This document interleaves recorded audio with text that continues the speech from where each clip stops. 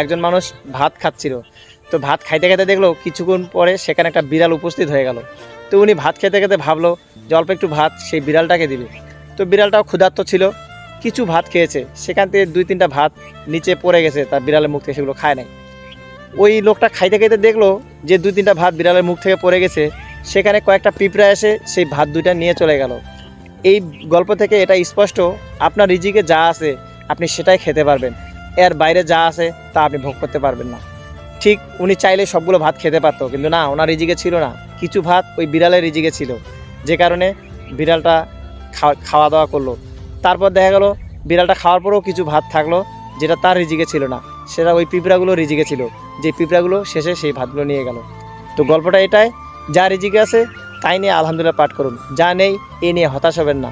সবসময় খেয়াল করবেন আমার যেটা আছে এতেই শুক্রিয়া, আমার যেটা নাই তা নিয়ে আমি কখনোই আফসোস করব না।